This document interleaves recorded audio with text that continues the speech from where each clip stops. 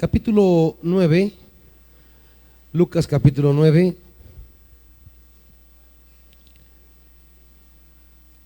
versículo 51. Y leeremos de corrido hasta el capítulo 10 en sus primeros versículos.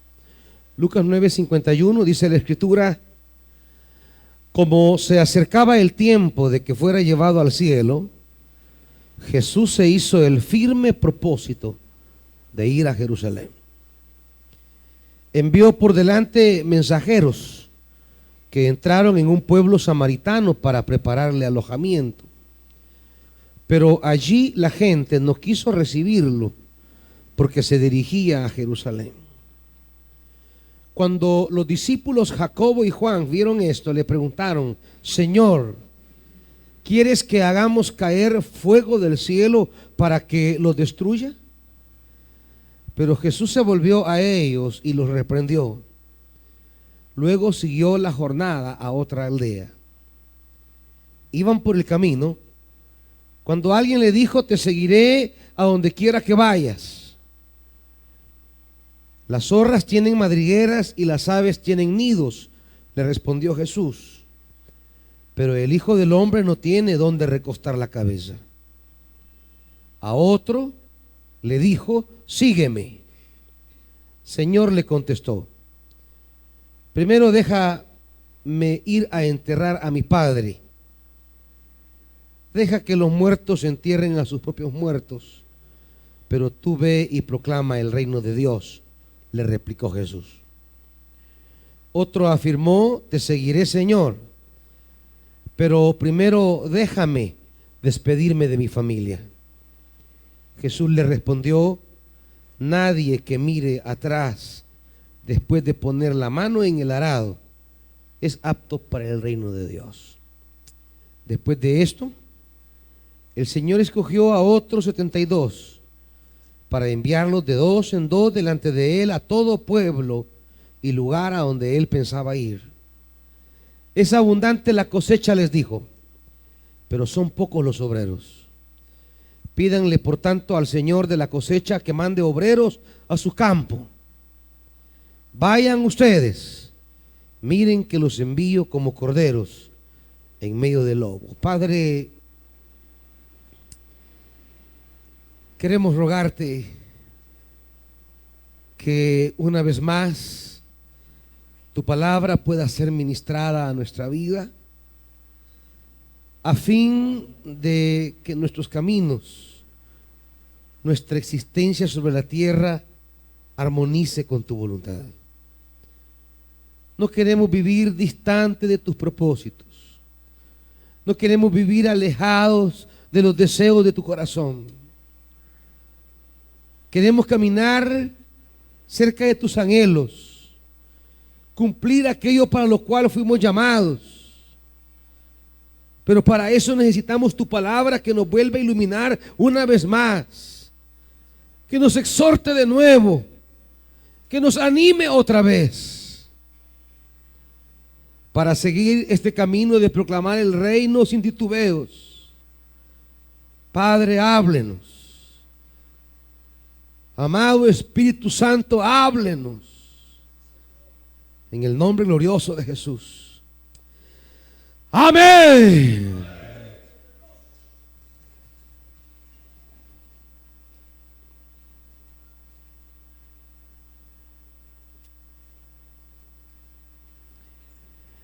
La naturaleza básica de la iglesia es ser enviada.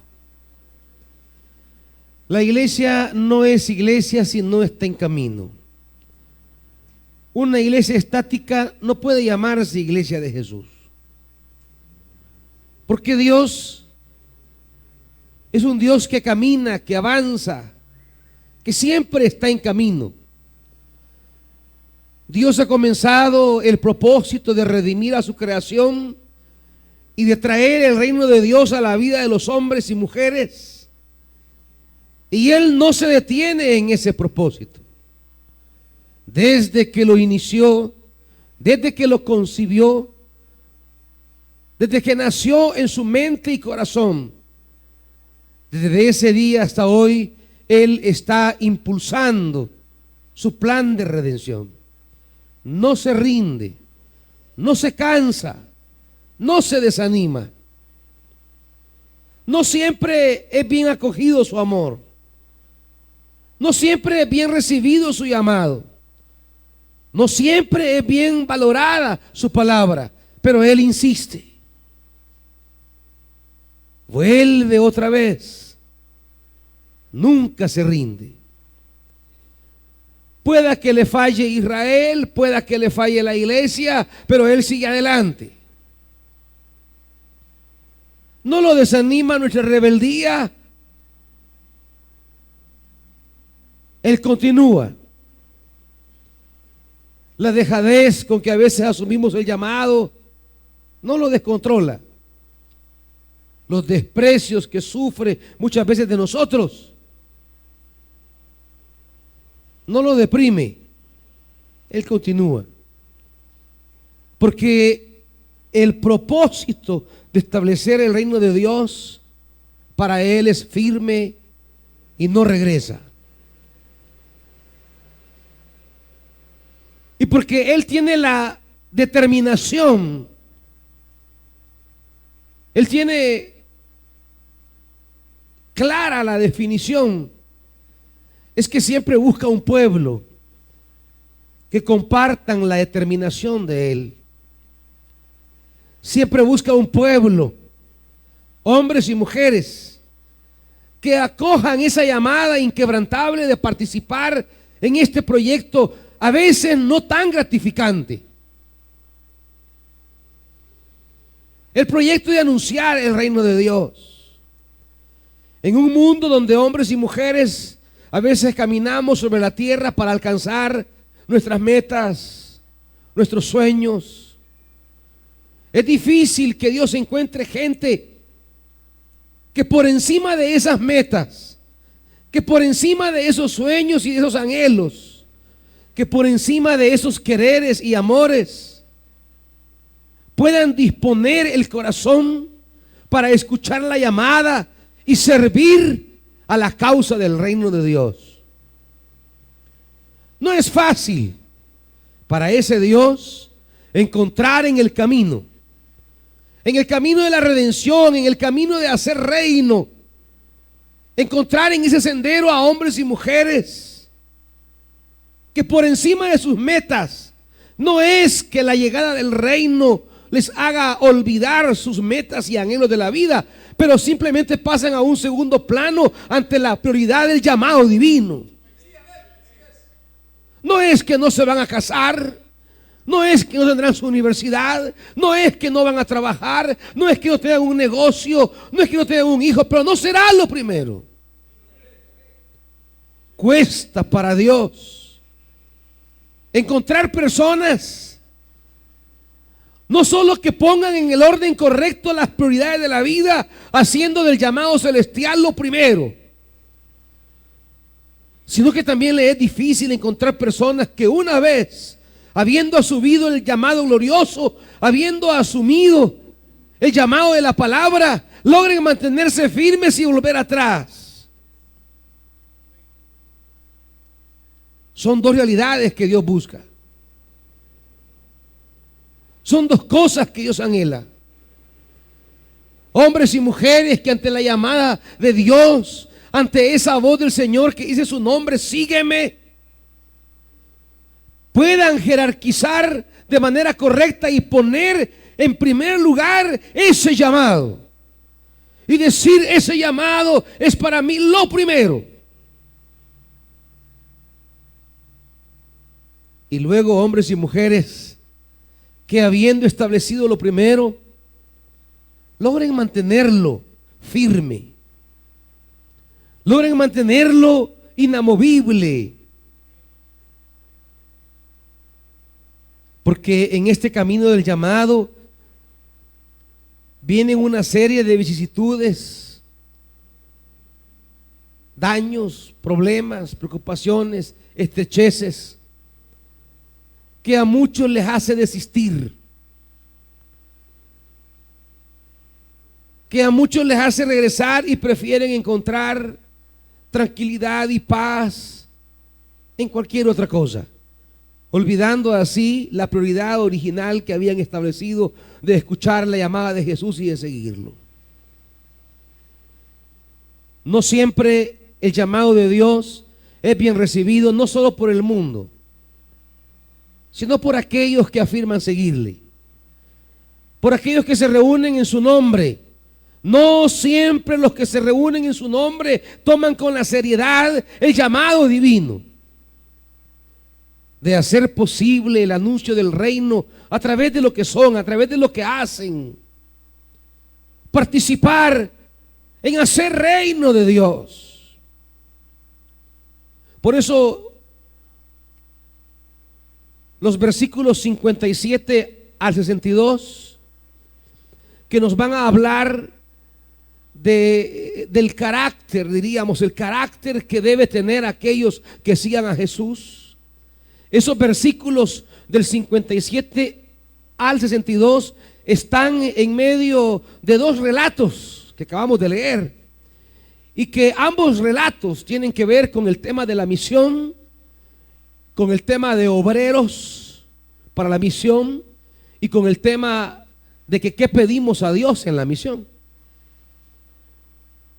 En el primer relato, diríamos, en la primera parte, es la llegada de Jesús a Samaria. Pero quiero rescatar el versículo 51, la frase con la que Jesús ejemplifica, Él encarna, asume Él en primer lugar la manera como el misionero, el obrero, el enviado, el siervo, la sierva debe asumir el reino de Dios. Y dice Jesús, ¿qué dice la palabra? Se hizo el firme propósito. La Reina Valera usa una frase muy plástica. Dice, afirmó su rostro hacia para ir a Jerusalén. Ese afirmar el rostro es la frase equivalente al mensaje del jueves en Isaías 50. ¿Se acuerda? ¿Qué decía la palabra allí? ¿Cómo? Hacer el rostro de pedernal. Por tanto yo pondré, decía el profeta, ya que el Señor está a mi lado, pondré rostro de pedernal. Es la frase para decir, establezco una dirección, y es tan determinante, es tan firme, es tan segura que es de pedernal. Es la manera de hablar de la firme decisión de que esas cosas no se juegan. No es fruto de emociones, ni de sentimentalismo, ni de religiosidades. Son esas convicciones a las cuales llegamos en la vida, que son prioridad para nosotros, inamovibles. Con esas cosas no se juega. Puede perder cualquier cosa. Para Jesús cumplir el propósito de Dios, para Jesús realizar el llamado divino, hacer reino de Dios en su vida, para Él no es cosa de opciones. Esa es la razón por la que vino a la tierra.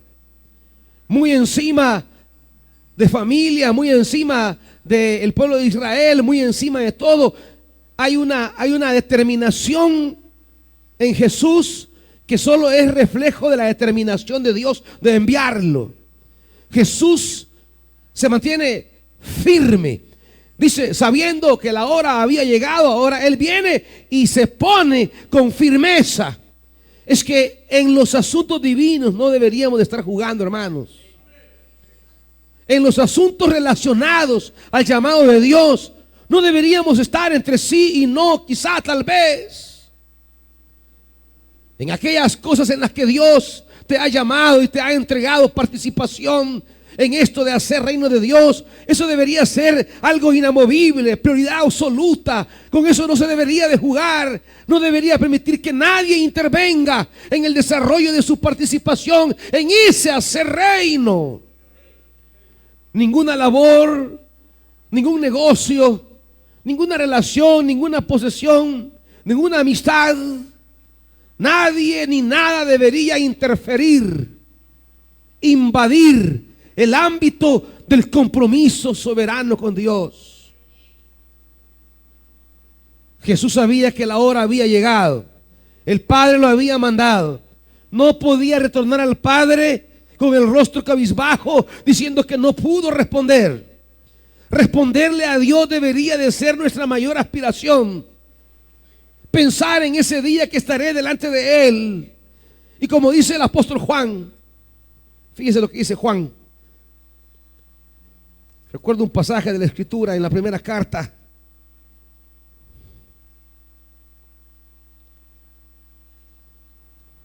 Una frase que me gusta mucho de este evangelio.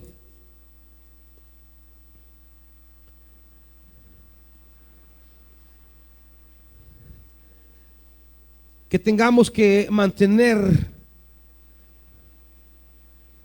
para que en aquel día, dice la palabra, no tengamos que alejarnos de Él avergonzados. Capítulo 2. Primera carta de Juan.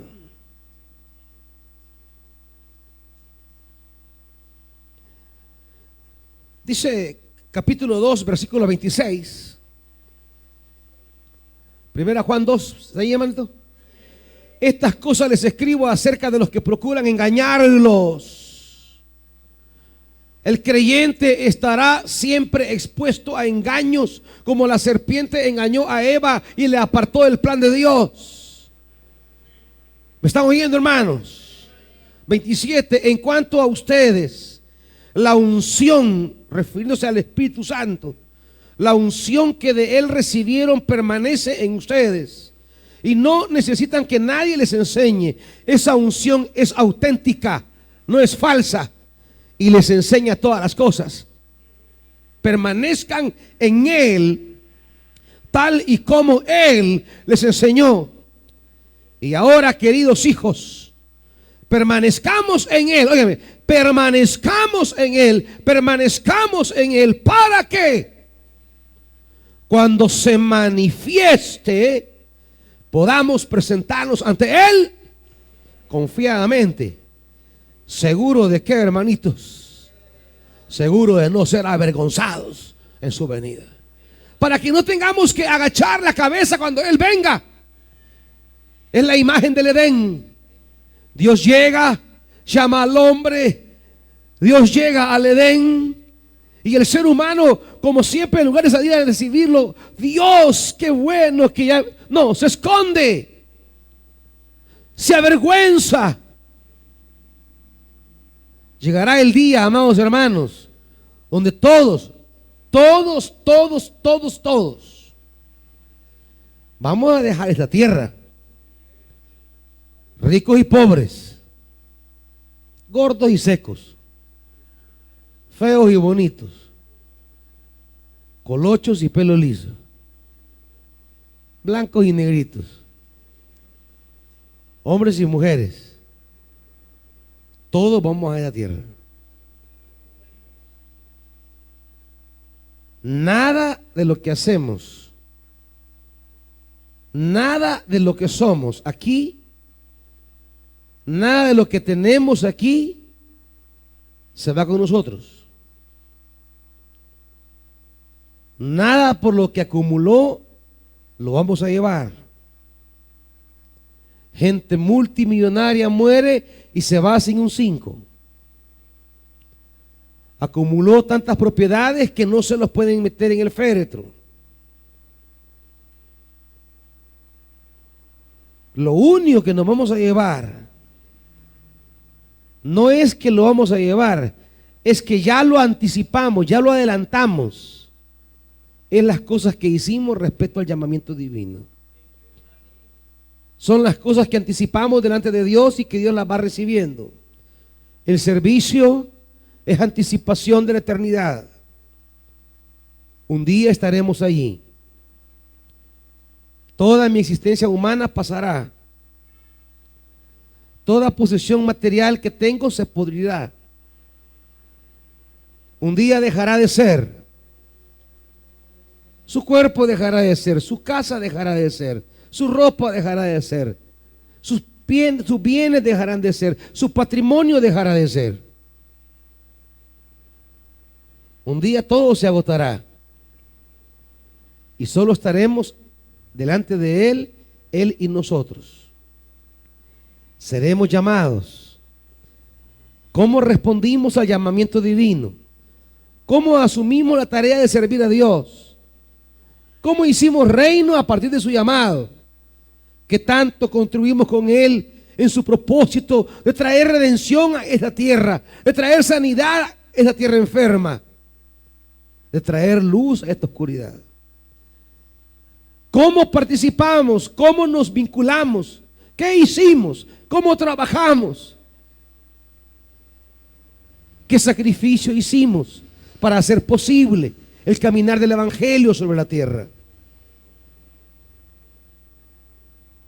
Juan está preocupado que ese día, cuando el Señor venga, cuando el Señor llegue, cuando Él se manifieste, dice, podamos llegar confiadamente, podamos acercarnos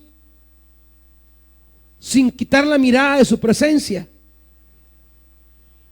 que no tengamos que ver a otro lado, que no haya vergüenza de verle, que al contrario haya alegría de recibirle, porque por fin viene aquel para quien vivimos, para quien trabajamos, para quien nos sacrificamos, y aquel que nos llamó y servimos.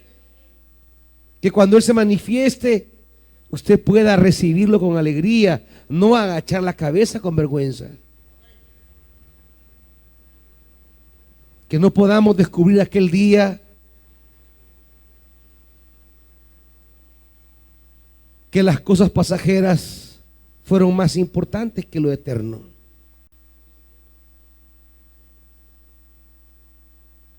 Que no descubramos aquel día que las cosas a las que invertimos tanto se quedaron atrás y que delante de su trono lo que contaba era lo eterno.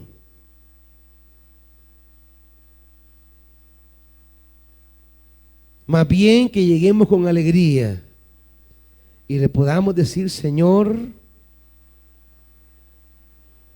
hice todo lo que pude. Di todo lo que pude. Di lo mejor de ti para tu obra. Que la buena nueva llegara era mi prioridad. La alegría fundamental de mi vida era hacer reino de Dios. Lo reciban o no lo reciban, no nos importa ya. El éxito de un siervo no depende que si lo recibieron con alegría o con desprecio. Simplemente su alegría es hacer la voluntad de Dios, así lo reciban o no lo reciban. Cumplir su llamado, hablen bien o hablen mal de usted. Hacer la voluntad de Dios, lo reconozcan los hombres o no lo reconozcan.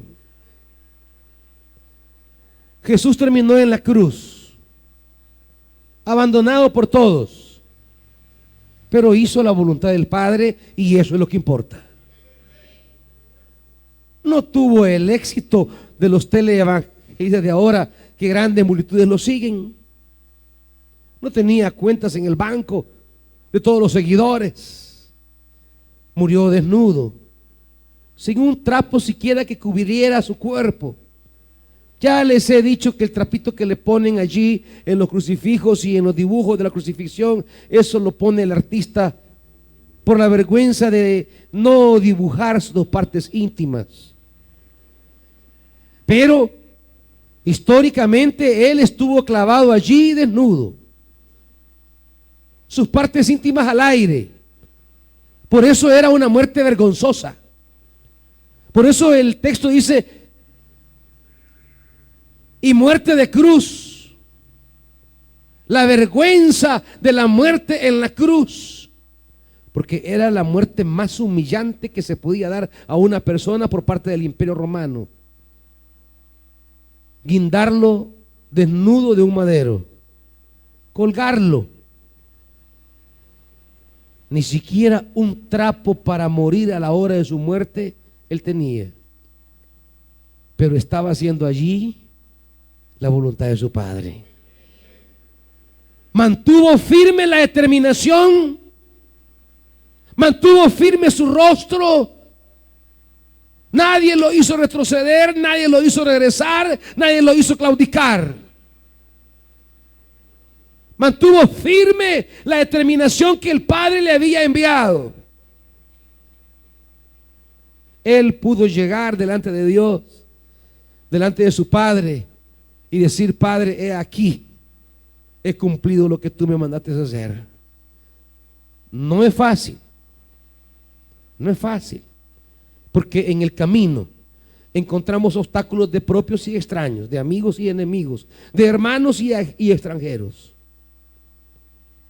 Encontramos gente que pondrá obstáculo en el camino de mi servicio a Dios, gente que lo desanime, gente que lo anime, gente que le va a dar contrariedad, gente que le va a dar espiritualidad, gente que va a sembrar buenas semillas, gente que va a sembrar veneno en usted. Va a encontrar de todo en el camino, pero debe de tener la determinación. Eso es lo que el Evangelio nos dice: se acercaba y se hizo el firme propósito, estableció su rostro como pedernal hacia Jerusalén. Nada lo iba a hacer condicionar su misión, ni la traición de Judas, ni la negación de Pedro, ni que todos salen corriendo y se van, ni que las mujeres lo miren de lejos. Nadie.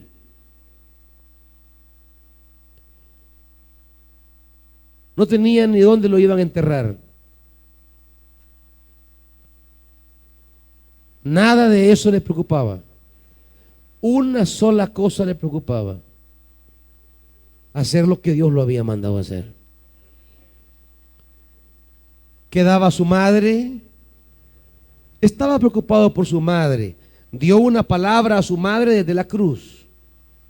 Se la encomienda al discípulo amado.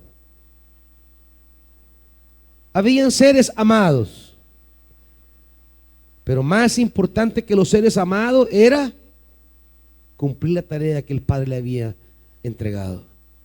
Por eso él determinó y dijo: pongo mi rostro hacia Jerusalén de manera firme, y nada lo va a hacer volver atrás. ¿Por qué nos hace volver la gente atrás? ¿Será problema de la gente o será problema que mi determinación no es firme? ¿Será problema de la gente o será que yo no he tomado con una firmeza como pedernal mi determinación de servir a Dios? Nunca será la gente, hermanos. La gente así ha sido, así es y así será. El problema no es que los hombres de Dios han tenido éxito porque se encontraron con personas que les facilitaron el servicio. ¡No! Ninguno de los hombres que se mantuvieron fieles a Dios fue porque se encontró alrededor suyo gente que le hizo fácil el servir a Dios. ¡No! El mismo pueblo de Dios siempre complicó a los hombres de Dios en su servicio a Dios. La victoria estaba en la determinación propia. La gente y sus cosas solo sirven para desnudar la calidad de la determinación que yo he hecho de servir al Señor. La gente y sus actitudes, la gente y sus comportamientos, la gente y sus palabras, la gente lo que dice, lo que piensa, lo que hace, lo que siente, solo sirven para desnudar qué tan firme o frágil es la determinación mía de servir al Señor. ¿Me están oyendo, iglesia? A nadie le fue fácil. No le fue fácil a Moisés. Sus mismos hermanitos le querían hacer la cama.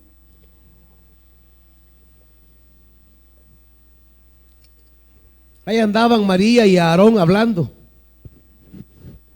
María era la mayor, por eso aparece siempre en primer lugar. Aarón el segundo y Moisés el más pequeño. Y comenzaron a hablar. Bueno, y por aquí y aquí, ¿por qué Moisés tiene que ser el mero mero? ¿Acaso Dios no hablaba a través de nosotros también? ¿Por qué este que nunca ha pasado un solo día bajo la opresión viene a llevarse las que Él es nuestro líder? Aparte que allá anda con una mujer egipcia. Y comenzaron a cuestionarle. No fue fácil ver a sus hermanitos de carne. Se levantaron ahí los de Coré. Un grupo de sacerdotes dirigidos por Coré se levantaron. Que por qué Moisés le había entregado el sacerdocio a su hermano. ¿Por qué tiene que ser Aarón aquel que ejerce el llamado sacerdotal? ¿Y nosotros qué? Se levantaron contra Moisés. Va Moisés a recibir unas tablas y cuando viene el pueblo está haciendo una chabacanería ahí.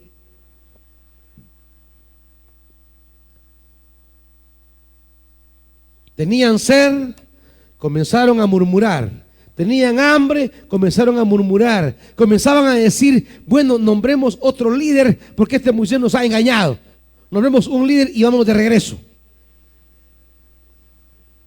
A lo largo de todo el camino, familia y congéneres le hicieron complicada la vida a Moisés. Pero Moisés siguió.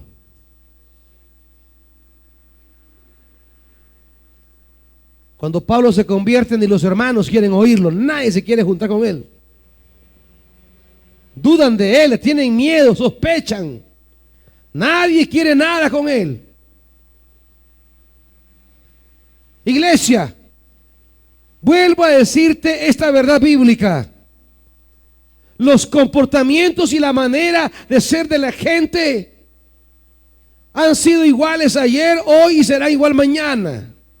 Nunca encontrarás un escenario religioso, un escenario eclesiástico en el cual toda la gente sea tan ideal para que tú mantengas siempre vivo el compromiso de servir al Señor. Nunca. Vaya donde vayas, estés a donde estés, siempre encontrarás las personas que de una u otra manera van a estropear, van a rechazar, van a desviarte el camino del evangelio.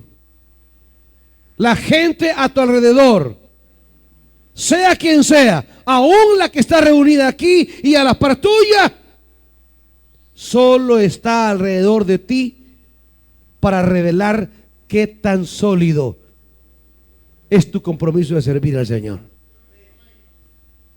¿Me estás oyendo, hermanito? No hay excusa. Es que fulano, es que sutano, es que mengano. No. Tienes que verte al espejo y decirte, tu determinación de servir al Señor no es firme. Tu determinación de servir a Dios no es como pedernal. Es tan frágil que fulano la debilitó. Es tan floja que sutana la desanimó.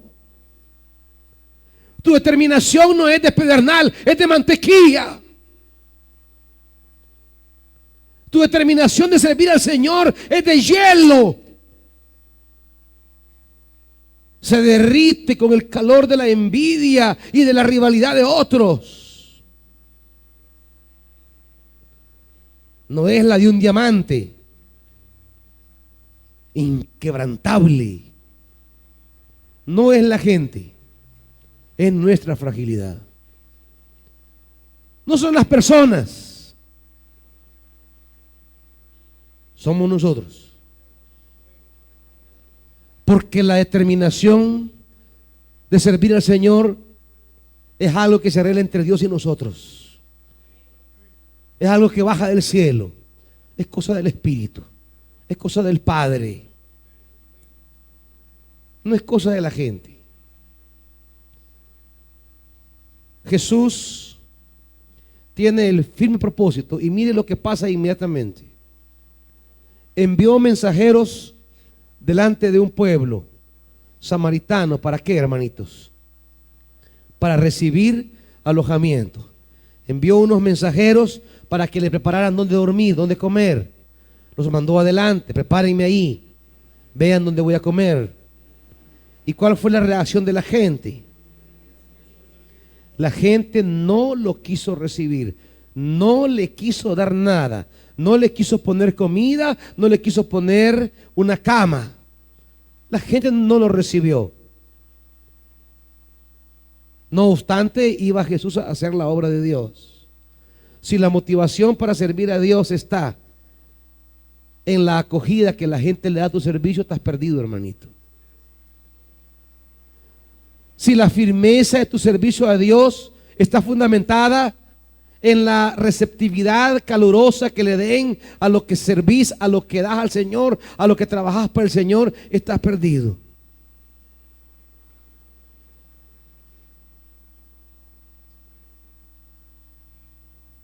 La gente va a despreciar lo que haces a veces. No va a valorar el servicio. Hasta se reirá de lo que haces. Se pueden hasta burlar de tu ministerio.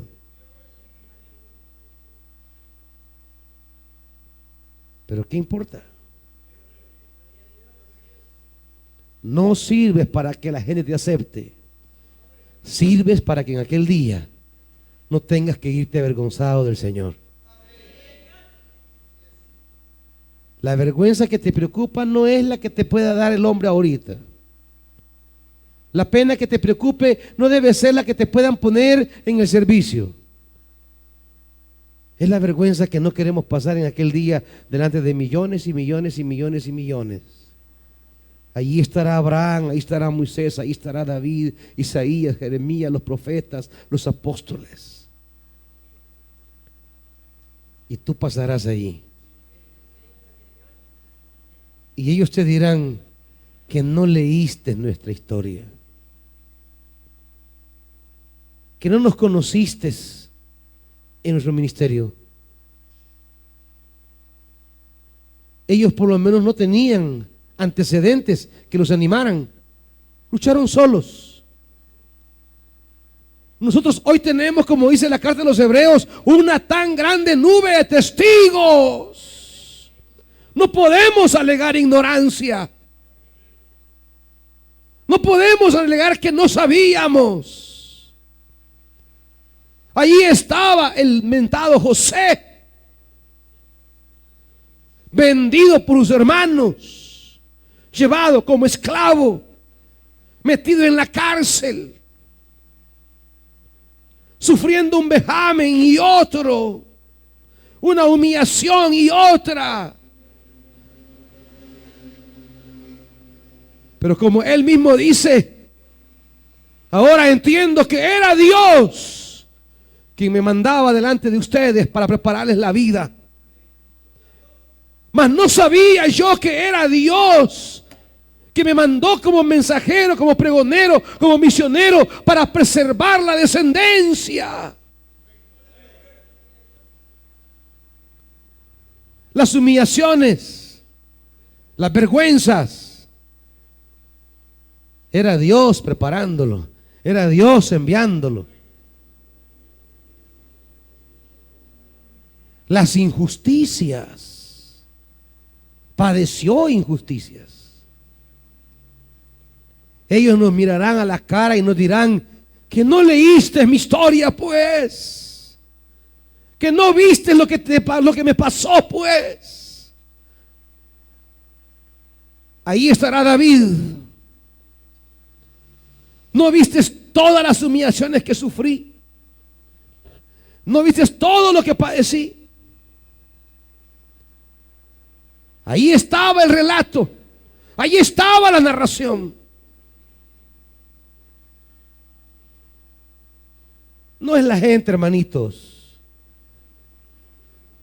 Nuestras determinaciones son flojas. No es la gente. La gente será siempre igual.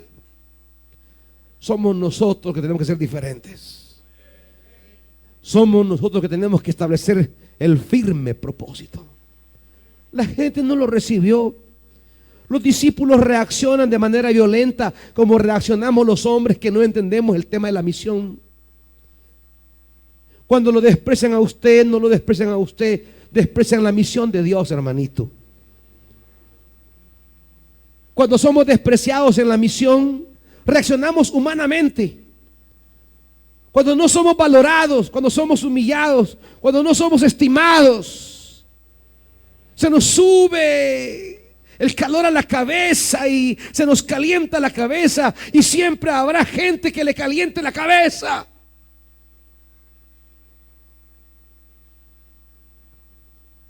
Allí iba Jesús y luego se da cuenta que no lo recibieron, que no lo quieren allí. ¿Cuántas veces le han dicho, mire, en ese ministerio no la queremos a usted? Mire, usted dígale, gracias a Dios que no fue usted el que me llamó, fíjese.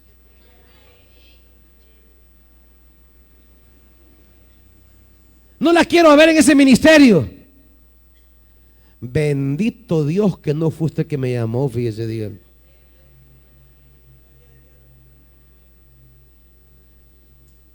Es que esto no es de que donde lo queremos ver. Usted debe estar donde Dios lo ha llamado. Así se caliente que se caliente. Dios lo ha llamado a trabajar. Si se caen mal en el ministerio, pues sóquenla ahí, no hay nada que hacer.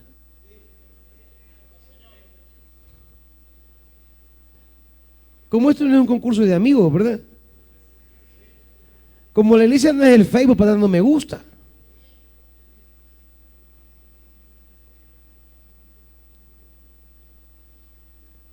Cuando no nos tratan como merecemos.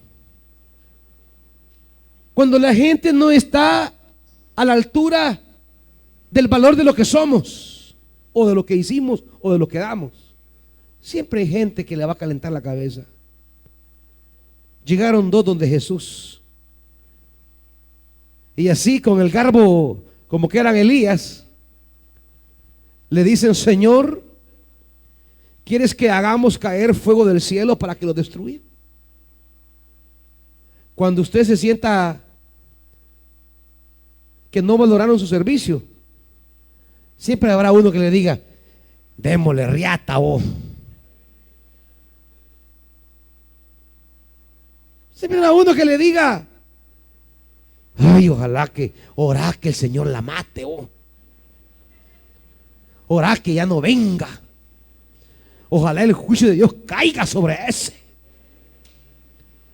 Y siempre quisiéramos evaporar a la gente que nos cae mal. Quisiéramos que la gente que se burla de nuestro ministerio le cayera ácido y se desintegrara. Siempre quisiera que Dios nos premiara haciendo desaparecer a los que nos estorban.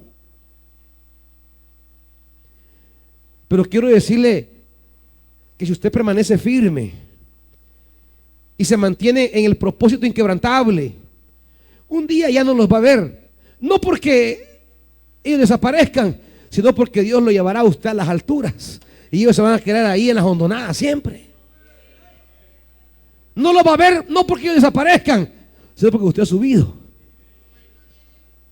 Por ahí van a andar siempre a ras de suelo, fregando a los que andan a ras de suelo. Pero ya no lo podrán tocar a usted porque usted ha subido en las alturas. Porque Dios lo va a llevar de gloria en gloria. Pero si decide volver, si decide regresar, si decide que esa carreta que le han llegado a dar, usted a cogerla y hacer lo que Dios dice, se va a quedar con ellos estancado abajo. Nunca va a ascender, nunca va a subir, nunca va a crecer. Nunca subirá de gloria en gloria. La gente que le estorba se quedará siempre arrastrándose sobre la tierra. Solo mire a quienes estorbaron su ministerio hace 5, 4, 3, 2 años. ¿Qué hacen? ¿Dónde están? Gente que nunca avanza, nunca sube, nunca camina. Siempre se ha quedado arrastrándose en el suelo. No va de gloria en gloria, no va subiendo. Lo lastimoso es que Dios lo ha llamado a subir y a subir, y usted se deja arrastrar para abajo por esta gente. Lo único que lo puede salvar a usted de no ser aprisionado por esta gente es que tenga el firme propósito de seguir y servir a Jesús, pase lo que pase. Ese es el ancla que lo lleva a las alturas. Usted se engancha al llamado celestial y lo celestial lo jala a lo celestial, dejando a los demás ahí como la serpiente revolcados en el polvo. Siempre llegará gente. Vamos de aquí, dejemos esto, renunciado, quítate, deja eso. Ahí llegaron a calentarle la cabeza a Jesús. No llegaron a decirle: Señor, oramos. Señor, insistimos en la misión. No. Destruyamos, matemos, que se acabe esto.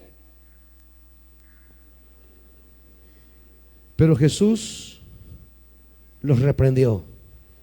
¿Y qué hizo Jesús? ¿Qué hizo Jesús? Después de reprenderlo, ¿qué hizo? Siguió. Él siguió. Ni le va a hacer caso a los que le rechazaron, ni le va a hacer caso a los locos que por congraciarse le proponían una matanza, ni a unos ni a otros, porque él tiene su mente en lo que el Padre ha fijado para él. Ni en la gente que le dice cosas para hacerle daño, ni en la gente que le dice cosas para congraciarse, deben determinar su rumbo. Solo la palabra del Padre. Dígame. Y en su mente diga, piense en esa hermana que la trae contra usted y diga: esta hermanita no me va a cambiar el rumbo, diga. Piense en ese y diga: ese hermanito no me va a cambiar mi rumbo. Yo seguiré mi jornada. Ni le puso atención a los que no le abrieron las puertas, ni a aquellos que le ofrecieron una salida.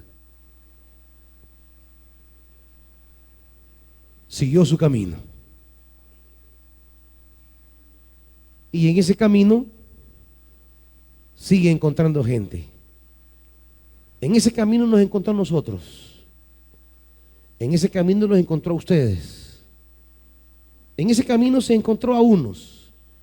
Y uno de ellos, bien emocionado, le dice: yo te seguiré a donde quiera que vayas. Jesús le advierte que no es fácil, que lo piense bien, que esto no es un querer, esto es una determinación. Que esto no es un sentir, esto es establecer un fundamento y una dirección de vida, que esto no es circunstancial.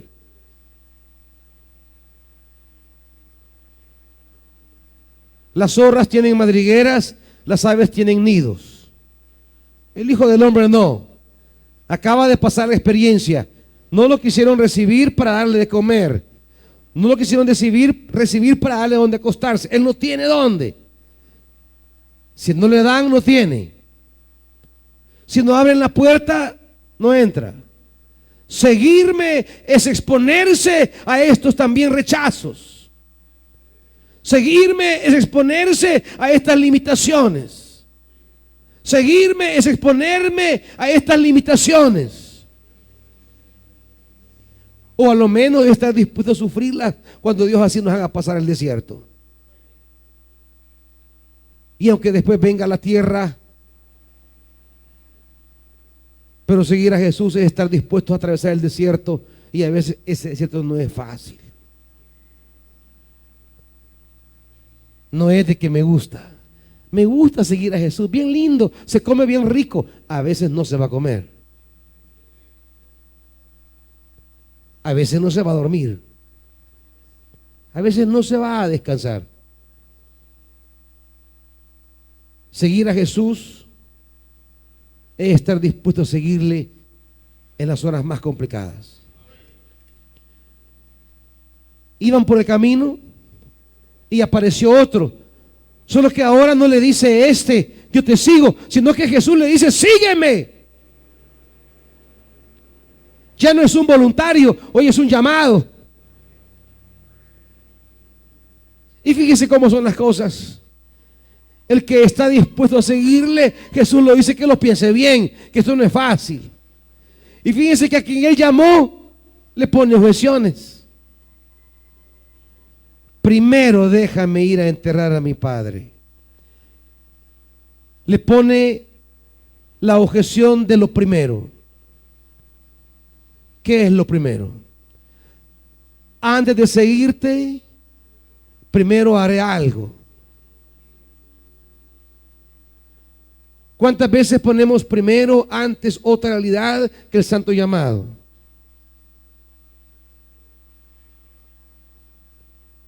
Señor, primero quiero conseguir novia, después te voy a servir. Señor, me quiero casar, después te voy a servir. Señor, quiero sacar mi universidad, después te voy a servir. Señor, voy a trabajar, después te voy a servir.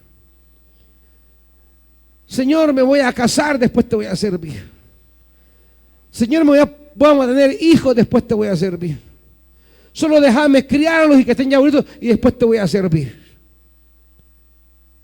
Solo voy a cuidar los nietos de mi hijo y después te voy a servir. Solo me voy al ataúd y después te voy a servir. Nunca le va a servir. Mientras él desde el principio no sea lo primero, siempre va a encontrar en la vida cosas que serán primero. Mientras no tengamos la determinación de qué es lo primero en nuestra vida, cualquier persona, cualquier cosa, cualquier actividad, cualquier tarea, cualquier proyecto siempre llegará a ocupar el primer lugar. Iban en el camino y encontró a otro que se le ofrece también a Jesús. Te seguiré, pero primero deja de despedirme de mi familia.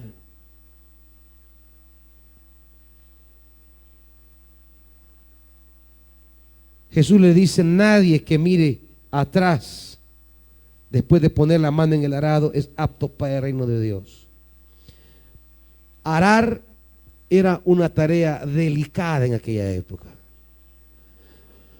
Los surcos tenían que ir tan rectecitos. Todo eso incidía en la siembra y en la producción. Pero para que eso quedara rectecito, el que iba arando tenía que tomar bien el arado y ver hacia adelante y no perder el objetivo de dónde empezó y a dónde iba a terminar. Una mirada hacia atrás y podía desviarse el arado y arruinar la siembra. El reino de Dios es delicado. El reino de Dios es sensible. El reino de Dios exige nuestra total atención. No podemos desconcentrarnos ni un momento.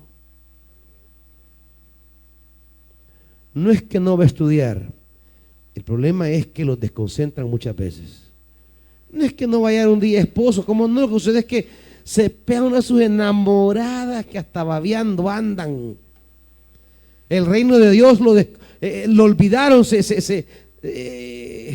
les agarró allí un no sé qué. Su llamamiento celestial entró en amnesia. Solo pegados a la par del bicho pasan. Pegados a la par de la bicha. Si hasta la familia ya está aburrida de estarlo viendo en la casa. Dice la Biblia: detén tu pie de la casa de tu vecino, no sea que hastiado de ti te aborrezca. Mire, hijo, y usted no tiene casa,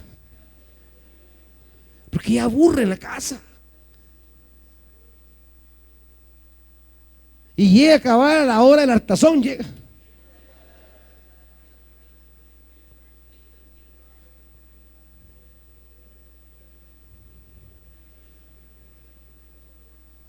Ya aburre. Y solo para llegar y sentarse a la paz de la bicha así, para estarse viendo la cara, para estar dundeando ahí. Se pegan unas sus enamoradas, hasta dunditos parecen,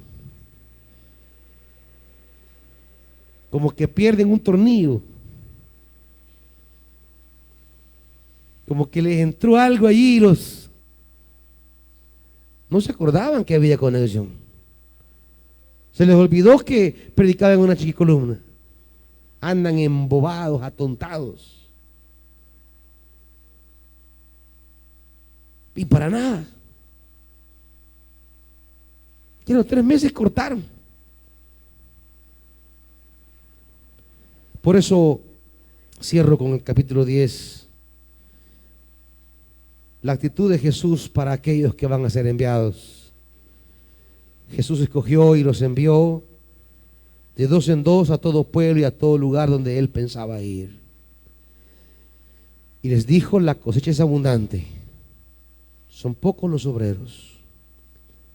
Lo que tenemos que orar no es que caiga fuego del cielo y destruya. ¿Qué tenemos que orar? ¿Qué tenemos que pedir? Señor, mande más obreros a su campo. Es fácil querer la destrucción del otro. ¿Por qué no le ruega a Dios que lo convierta en un obrero mejor? Si ese que le cae mal, su parte humana, quisiera que Dios lo deshiciera con una bola de fuego, ¿por qué no le dice: Espíritu Santo, llena a este hombre, llena a esta mujer, para que deje de ser un estorbo y se vuelva una obrera de tu reino? ¿Por qué no ora así, hermanito? Esto es lo que debe orar a alguien que de verdad tiene una firme determinación de ser inquebrantable en el servicio. No es un asesino de obreros, es un engendrador de obreros. No ruega a Dios que caiga fuego del cielo y los mate. Miren, si Dios contestara eso, nadie estaría aquí, ni usted. Porque usted se cae bien usted mismo y le cae bien a los que invitan un sorbete, pero le cae mal a un montón de gente. Y la gente que a usted le caiga bien, a otra gente le va a caer mal. Así que si todos comenzamos a orar como Juan y Jacobo, que caiga fuego sobre los que no oyen el llamado, los que no atienden, los que son tropiezos, los que no abren puertas, nadie va a estar aquí. Ni yo estaría aquí, hermanitos, porque sé que le caigo mal a algunos. Y no tardarían las oraciones de decir: Señor, que caiga fuego sobre ese viejo.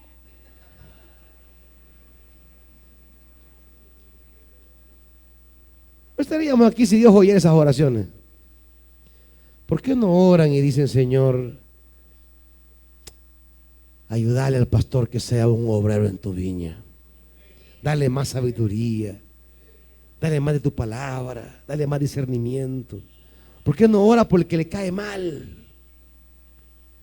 Señor, este me enojado lo que anda hablando, pero Padre, sopla tu espíritu que sea un obrero en tu viña. No estamos para hacer caer fuego sobre obrero ajeno. estamos para rogarle a Dios que envíe obreros a su mies. Pónganse de pie, amados hermanos. La firme determinación con la que usted debe